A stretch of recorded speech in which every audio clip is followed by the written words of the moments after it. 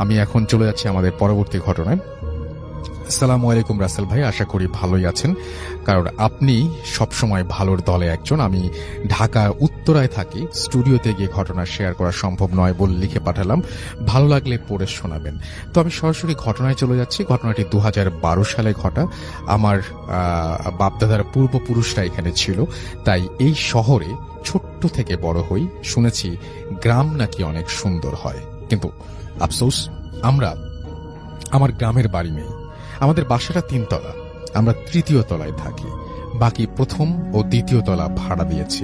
আমাদের 2য় তলায় একজন ভাড়াটিয়ার সাথে আমাদের খুব ভালো সম্পর্ক ছিল। তারা স্বামী স্ত্রী আর একটা 6 বছরের মেয়ে নিয়ে থাকত। তাদের গ্রামের বাড়ি ছিল টাঙ্গাইল। কোনো এক কারণে, আমি এলাকাটার নাম উল্লেখ করছি না, হঠাৎ তারা একদিন আমাকে বলল তারা তাদের গ্রামের বাড়ি যাবে, এবং আমাকে বলল তাদের সাথে আমি যাব কিনা। আমি জানতে চাইলাম কেন যাব না। তারা বলল তাদের ছোট ভাইয়ের বিয়ে, তাদের নিমন্ত্রণ করেছে, তাই তারা যাচ্ছে। আমি ভাবলাম গ্রাম ও গ্রামের মানুষের বিয়ে দুইটা একসাথে দেখা যাবে, তাই রাজি হয়ে গেলাম। তারপর যথাসময় তাদের সাথে রওনা দিলাম এবং খুব ভালোভাবেই সেখানে পৌঁছালাম। তারপর ফ্রেশ হয়ে দুপুরের খাবার খেয়ে একটু রেস্ট নিলাম। তারপর বিকেল বেলা ভাবলাম একটু ঘুরে দেখি এলাকাটা। যেই ভাবা সেই কাজ, বেরিয়ে পড়লাম ঘুরতে। গরমের সময় গ্রামটায় ঘুরতে বেশ ভালোই লাগছিল, তবে কিছুটা অবাক হচ্ছি, কারণ এলাকায় অনেকটা গাছ, 1টা থেকে 2টা সাইনবোর্ড লাগানো, আর তাতে মানুষের নাম ও তারিখ লেখা। ভাবলাম হয়তো গাছগুলোর মালিকের নাম। যাই হোক, আমি ঘুরতে লাগলাম। একটু পর একটা নদীর তীরে দাঁড়িয়ে মুগ্ধ হয়ে দেখছি। তারপর ফিরে এলাম বাসায়। তাদের বাড়ির পাশে একটা বাসার পেছনের উঠোনে একটা মাচা ছিল, সেখানে গিয়ে বসলাম। এলাকার সব জায়গা থেকে এই জায়গাটা মনে হলো একটু বেশি ঠান্ডা আর একটু বেশি বাতাস। হঠাৎ নজর গেল সেই বাড়ির উঠোনের শেষ প্রান্তে একটা গাছ দেখে। মনে হচ্ছে খুব পুরনো একটা গাছ, আর তাতে 2টা সাইনবোর্ড দেয়া আছে। আমি গাছটির সামনে গিয়ে ভালো করে বোঝার চেষ্টা করছি এটা কি গাছ। হঠাৎ আমাদের ভাড়াটিয়ার ছোট ভাই এসে বলল, এখানে কি করেন? এটা ভালো জায়গা না, চলেন বাসায় যাই। আমি কৌতূহল নিয়ে জিজ্ঞেস করলাম, সামনের ওই বড় গাছটা কি গাছ? ওইটা বকুল গাছ। আমি অবাক হয়ে গিয়েছি এবং অবাক হয়ে দেখছি গাছটা, কারণ এত বড় বকুল ফুলের গাছ আমি এর আগে কখনোই দেখিনি। যাই হোক, আমি আর সেই ভাই চলে এলাম বাসায়। সন্ধ্যায় হালকা নাস্তা করার পর আবার সেই মাচায় গিয়ে বসলাম, কারণ গরমের মধ্যে এই জায়গাটা অনেক ঠান্ডা, খুব ভালোই লাগছে। বসে বসে মোবাইলে ভিডিও, গান দেখছি আর কি। হঠাৎ হালকা একটা গরম বাতাস আমার বুকে পড়ল, যেমন আমার মুখের সামনে যদি কেউ এসে নিঃশ্বাস ফেললে যেমন হয়, ঠিক তেমন। পরপর 3 বার এমন হলো। আমি একটু অবাক হলাম। তারপর ভাবলাম হয়তো আমার নিঃশ্বাস আমার গায়ে লাগায় আমি চমকে গেছি, এই বলে একটু হাসলাম। কিন্তু তার কিছুক্ষণ পর আমি পানি পড়ার শব্দ পেলাম। কেউ যদি 1 জগ পানি গাছে ওপর থেকে একেবারে ঢেলে ফেললে যেমন হয়, যেমন শব্দ হবে, ঠিক সেরকম। বাসার পেছনে লাইট না থাকায় অনেকটা অন্ধকার হয়ে আছে, বুঝলাম না ঠিক কোথায় পানি পড়ল। সব থেকে বড় কথা হলো, আমি বিকেলে ওই জায়গাটা ভালো করে দেখেছিলাম, ওখানে কোনো পানি বা পুকুর কিছুই ছিল না। পানি আসবে কোথা থেকে? এইসব ভাবতে ভাবতে আমরা সেই ভাড়াটিয়ার ভাবি তার মেয়েকে নিয়ে আমাদের কাছে আসলো। আমি তাকে বললাম আমি এমন শব্দ পেয়েছি। সে বলল এই জায়গাটা ভালো না, এই বলে চলে আসতে বলল। আমি চলে এলাম। বলে রাখা ভালো যে গ্রামের অধিকাংশ বাড়ি টিন শেডের। তো রাতে খাবার দাবার খেয়ে শুয়ে মোবাইল নিয়ে আমি বিজি আছি। আর আমার সাথে আমার ভাড়াটিয়ার সেই ছোট ভাইকে থাকতে বলা হয়েছে, এবং এও বলা হয়েছে রাতে যেন আমি বাইরে না যাই। তো রাতে প্রায় 12টা বাজে হঠাৎ আমার ঘরের টিনের চালে আওয়াজ হচ্ছে। যদি কোনো বাঁশঝাড় থেকে কোনো বাঁশের আগা টিনের চালে লেগে থাকে আর বাতাসে নড়তে থাকে, তাহলে যেমন আওয়াজ হবে ঠিক সেরকম আওয়াজ হচ্ছে। অথচ তাদের বাসার আশেপাশে কোনো বাঁশঝাড় নেই। তাহলে এটা কিসের আওয়াজ? যাই হোক, আওয়াজটা কিছুটা সময় পর থেমে যায়। আমি আর পাত্তা না দিয়ে আবার ফোনের দিকে খেয়াল দিলাম। রাত 1টা দিকে আমি মোবাইল রেখে ওয়াশরুমে যাব বলে সেই ভাইকে ডাক দিলাম এবং তার সাথে ওয়াশরুমে গেলাম। একটু পরে বাড়ি থেকে বেরিয়ে দেখলাম সেই ভাইটার চেহারায় ভয়ের ছাপ। আমি জিজ্ঞেস করলাম কি হয়েছে?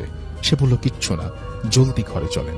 আমি তার সাথে ঘরে গিয়ে জিজ্ঞেস করলাম, কি হয়েছে বলেন, আপনি ভয় পেলেন কিভাবে? সে বলল, কিছু না। আমি জোর করে অনুরোধ করার পরেও সে কিছু বলল না। অতঃপর শুয়ে পড়লাম। সকালে ঘুম থেকে উঠে দেখি সবাই অনেক আগেই উঠে পড়েছে। আমি বাইরে বেরিয়ে দেখি সবাই চুপচাপ। আমি আর কিছু জিজ্ঞেস করিনি, যদিও আমার মনে একটু খটকা থেকেই গেছে।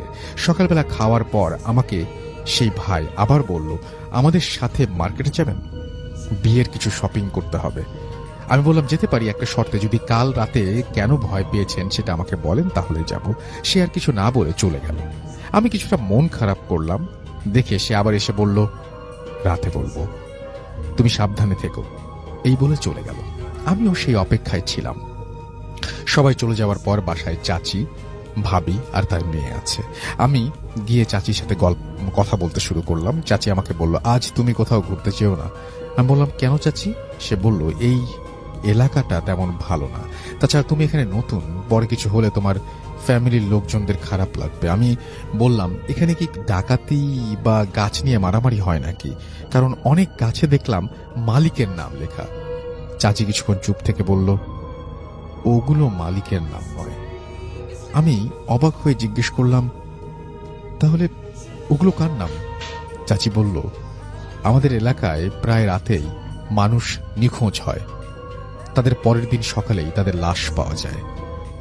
কোনো না কোনো এক গাছের ডালে ফাঁস লেগে ঝুলে আছে, কিন্তু কেন বা কিভাবে মারা যায় তা কেউ জানে না। আর এমনটা বেশি হওয়ায় লাশের ডেড বডিটা বা লাশের যেখানে মারা গেছে সেই জায়গাটা মনে রাখার জন্য সেই গাছে তার নাম ও মারা যাওয়ার তারিখ লিখে সাইনবোর্ড দিয়ে রাখে। আমি অবাক হয়ে জিজ্ঞেস করলাম, তাহলে পাশের বাসার পেছনে সেই বকুল গাছটা ওখানে? এটুকু বলতেই চাচি আমাকে থামিয়ে দিয়ে বলতে লাগলেন, ওই বাসায় 3 ভাই ছিল, তার মধ্যে বড় 2জন ওই গাছেই মারা যায়। তারপর চাচি হলুদ বাটার কাজে লেগে যান, কারণ আগামীকাল সেই ভাইয়ের গায়ে হলুদ ছিল।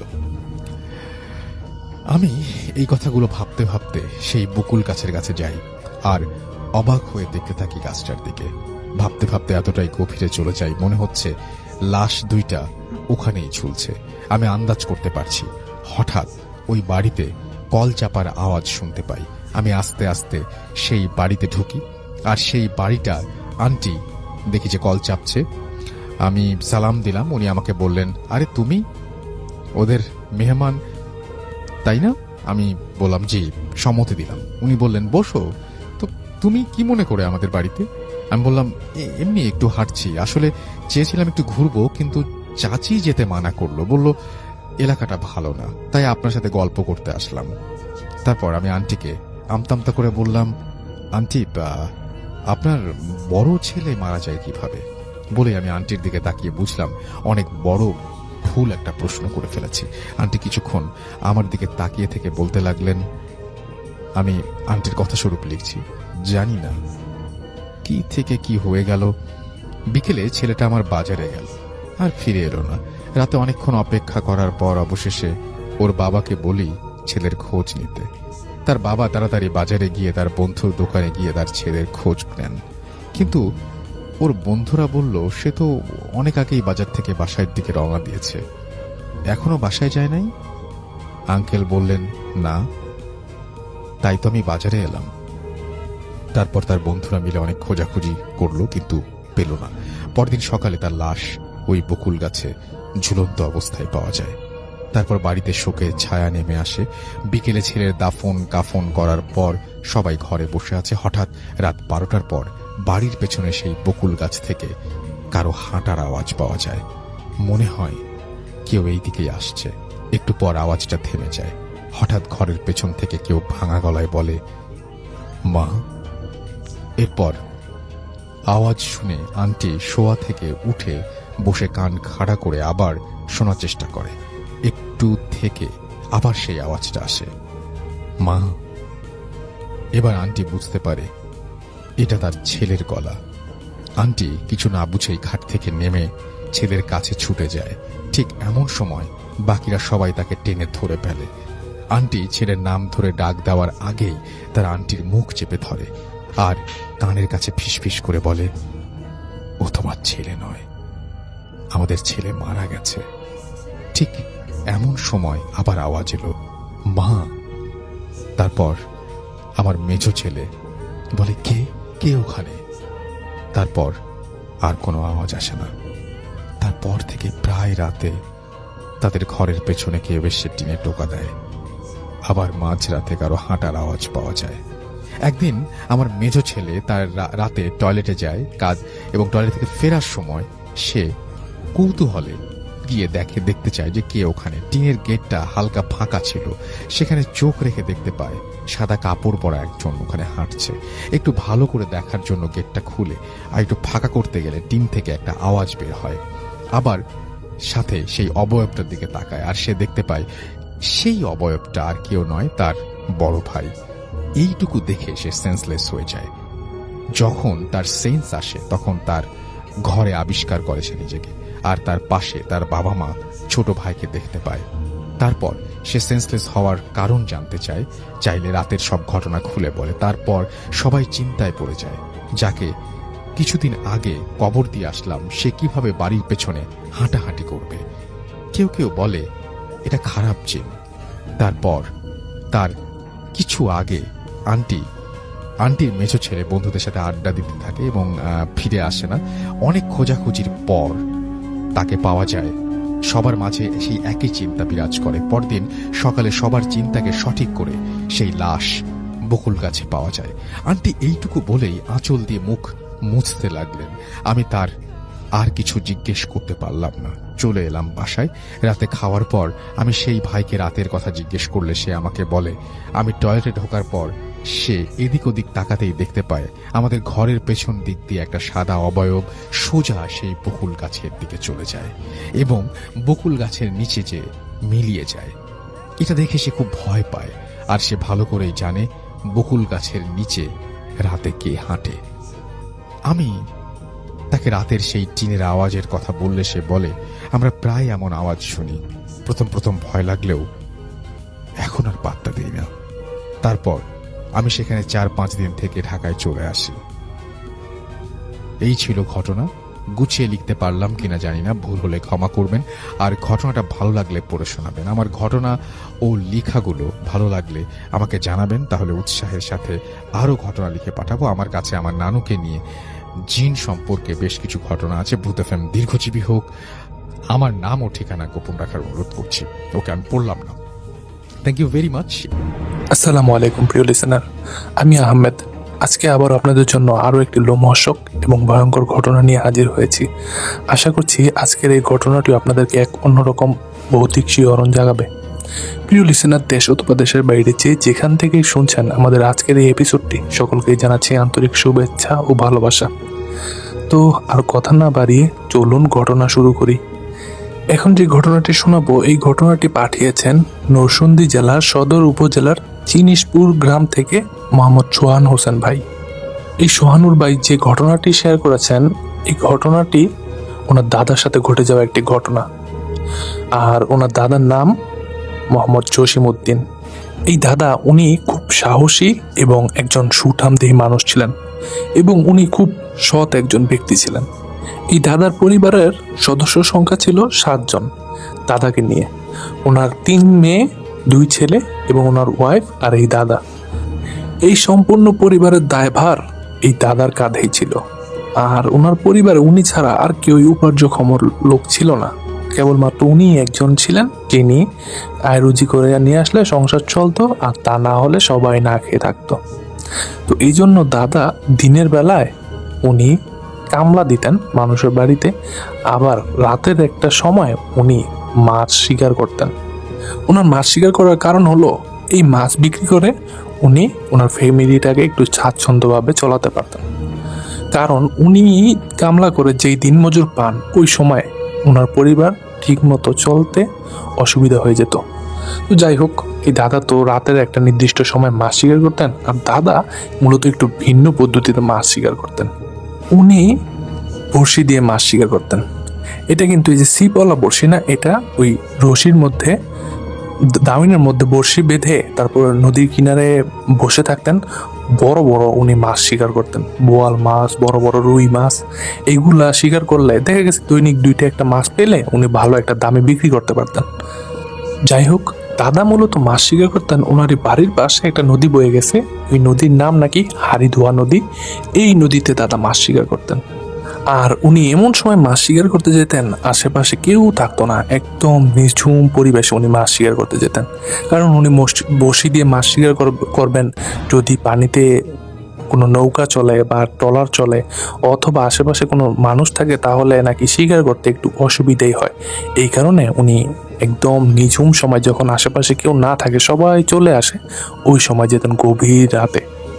উনি মূলত দাউনের মাধ্যমে মাছ শিকার করতেন। তো যদি মাছ শিকার হতো তাহলে নাকি ওই রশি ধরে দাদা বসে থাকতেন, ওটাতে একটা টান পড়তো, এভাবেই বসতে পারতেন।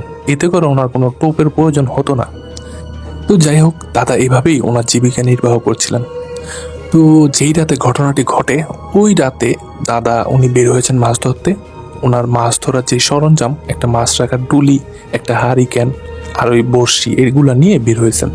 তো উনি যেখানে গেছেন ওই পরিবেশটা একদম নিঝুম পরিবেশ। যদিও বা ঝিঝি পোকার ডাক, তারপরে ব্যাঙের শব্দ ভেসে আসছিল, কিন্তু কোনো মানুষের কোলাহল ছিল না।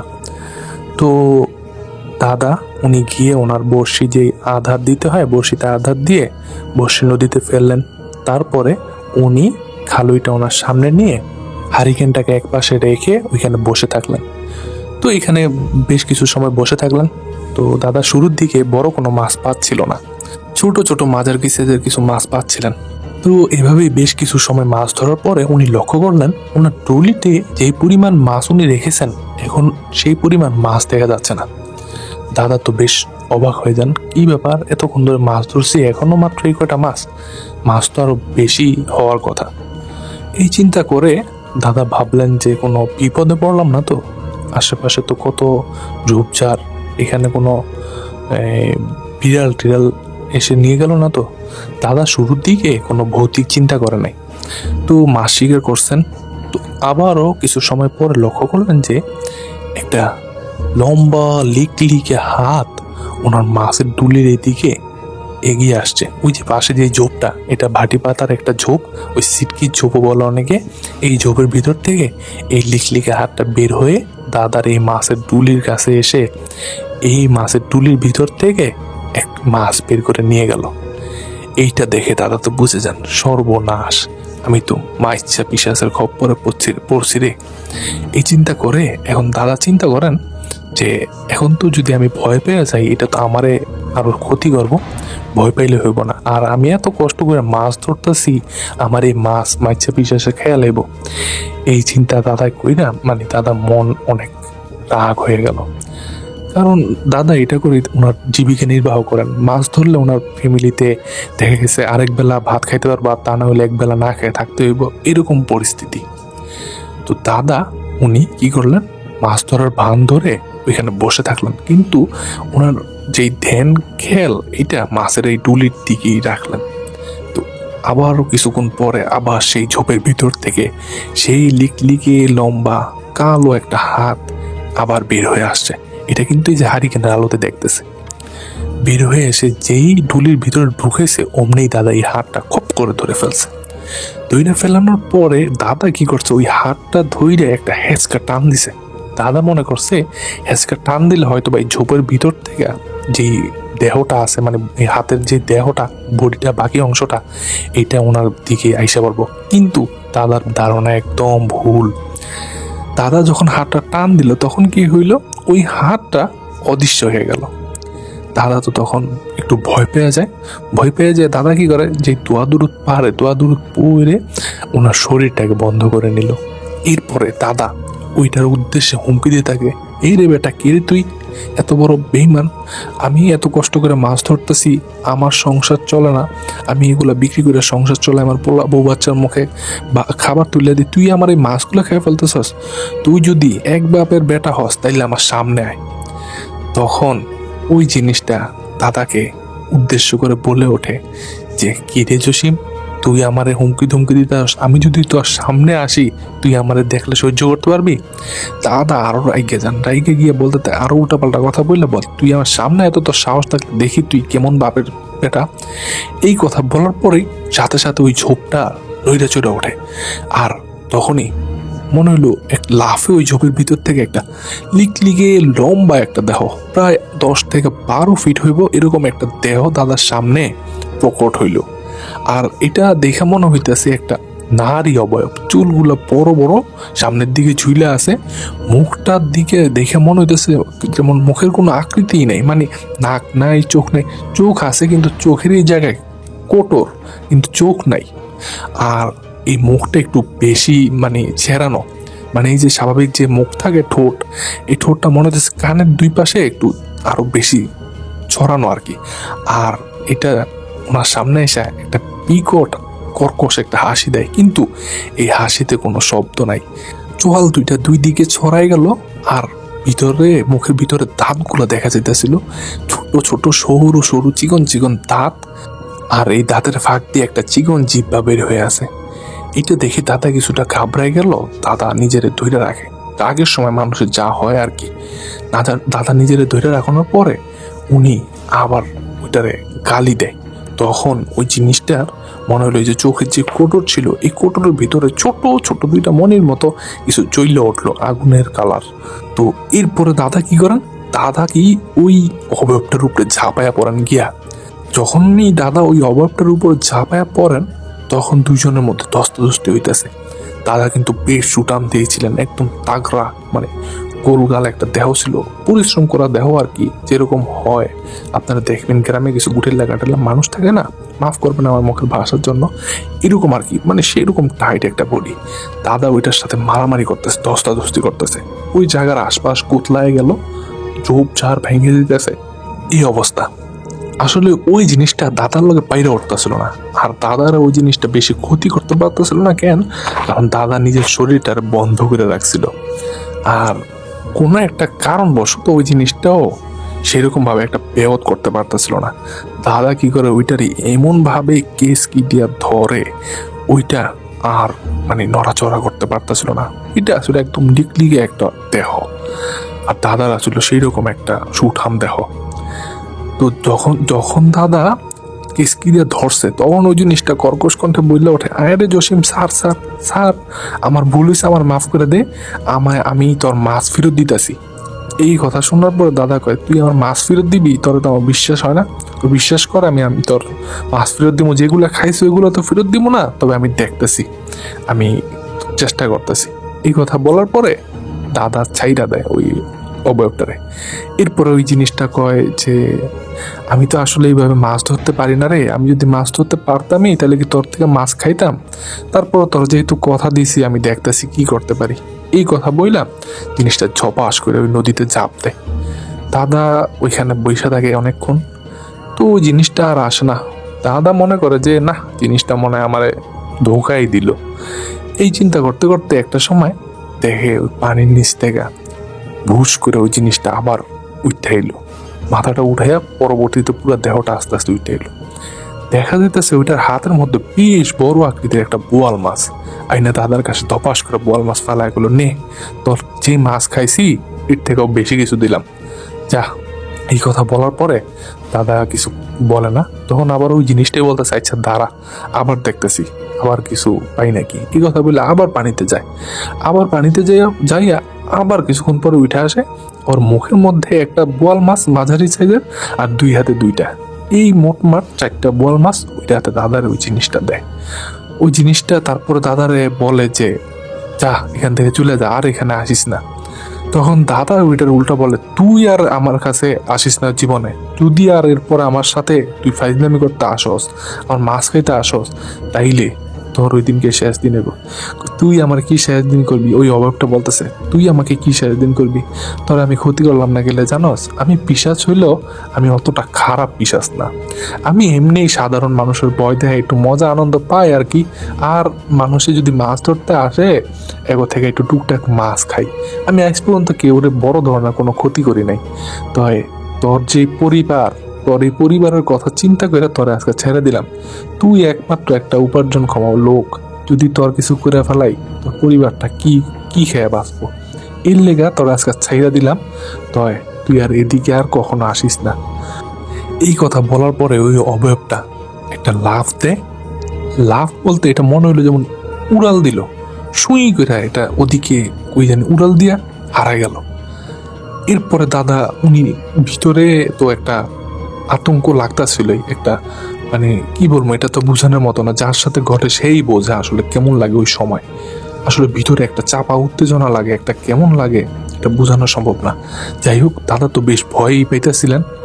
এরপরে দাদা ওই মাছ নিয়ে স্থানীয় একটা বাজার ছিল, ওই বাজারের নাম কালীর হাট, ওই বাজারে নিয়ে বিক্রি করে দিলেন। তো এরপর বাড়িতে আসার পরে এই ঘটনাটা দাদির কাছে সব কিছু খুইলা বলেন যে এমন এমন ঘটনা। তো এরপরে মানে ওই দিন বিকালবেলা আর কি দাদি ওনাকে নিয়ে একটা কবিরাজ, গ্রামেরই এক মহিলা কবিরাজ আর কি, ওনার কাছে গেলেন। ওই কবিরাজ ওনাকে একটু তেল পরা দিলেন, একটু পানি পরা দিলেন। এরপরে ওনাকে বললেন যে ওইটা আসলে এমন খারাপ পিসাস না, তোমার মনে হয় না কোনো ক্ষতি করবো, যেহেতু তোমার ছেড়ে দিছে, তো তুমি আর ওদিকে যাইও না, আর এত রাইতে একলা একলা মাছও ধরো না। এই কথা বলার পরে দাদারে সাবধান করে বিদায় দিলেন ওইখান থেকে। তো এরপরে দাদা বাড়িতে আসলেন। এরপরে দাদা স্বাভাবিকভাবে জীবনযাপন করছেন এবং একটা সময় স্বাভাবিকভাবেই মৃত্যুবরণ করছেন। ওই ঘটনা দাদার সাথে আর কখনো ঘটে নাই। মানে এই যে এই ঘটনাটা আর কি, অন্য আরো অনেক ঘটনা নাকি ঘটছে, কিন্তু এই ঘটনাটা আর ঘটে নাই। আর দাদা যতদিন পর্যন্ত বেঁচে ছিলেন আর ওই পিশাচটাকে ওনার জীবনও আর দেখে নাই। এরপরে দাদা স্বাভাবিকভাবেই বার্ধক্যজনিত কারণে মৃত্যুবরণ করেন। আল্লাহ ওনার জীবনের সকল ভুল ত্রুটিগুলো মাফ করে ওনাকে জান্নাতের মেহমান হিসেবে কবুল করুক, এই দোয়াই করি আমরা। তো প্রিয় লিসেনার, এই ছিল ঘটনা। কেমন লাগলো ঘটনাটি? আশা করব ঘটনাটি আপনাদের কাছে ভালোই লেগেছে। আর যদি ঘটনাটি ভালো লেগে থাকে তাহলে অবশ্যই ভিডিওটিতে একটা লাইক দিয়ে চ্যানেলটিকে সাবস্ক্রাইব করে দেবেন। আর ভিডিওটি কেমন লাগলো কমেন্টের মাধ্যমে জানাতে পারবেন। আরও আমাদের একটি ফেসবুক গ্রুপ আছে, সেই গ্রুপে পোস্টের মাধ্যমে জানাতে পারবেন আমাদের এই চ্যানেলের ভিডিওগুলো কেমন লাগছে, ঘটনাগুলো কেমন লাগছে, আর আপনারা কেমন ঘটনা শুনতে চান সেটাও জানাতে পারবেন পোস্টের মাধ্যমে। আর আপনাদের সাথেও যদি এমন কোনো ঘটনা ঘটে থাকে অথবা আপনাদের জানাশোনা এমন কোনো ভৌতিক কাহিনী থেকে থাকে, চাইলে আমাকে শেয়ার করতে পারেন, লিখে অথবা রেকর্ড করে আমাদের হোয়াটসঅ্যাপ নাম্বারে ঘটনা পাঠিয়ে দিতে পারবেন। অনুরোধ রইল সকলের কাছে, যদি কোনো ঘটনা থেকে থাকে অবশ্যই ঘটনা পাঠিয়ে দিবেন, তা আমাদের চ্যানেলে আমরা অবশ্যই প্রচার করব। আর এই ছিল আজকের আয়োজন। সকলে ভালো থাকবেন, সবাই আমার জন্য দোয়া করবেন, আমিও সকলের জন্য দোয়া করি। আল্লাহ আপনাকে ভালো রাখুক, সুস্থ রাখুক। আর যাওয়ার আগে ছোট্ট একটা অনুরোধ, আমার চ্যানেলটিকে অবশ্যই সাবস্ক্রাইব করে দিবেন, আর হ্যাঁ, বেল আইকনটি চেপে দিবেন। আগামী শনিবার আবারও হাজির হচ্ছি ইনশাল্লাহ নতুন কোনো ঘটনা নিয়ে। ততক্ষণ পর্যন্ত সকলে ভালো থাকুন, নিরাপদে থাকুন, ভূত এফএম বিডির সাথেই থাকুন। আল্লাহ হাফেজ।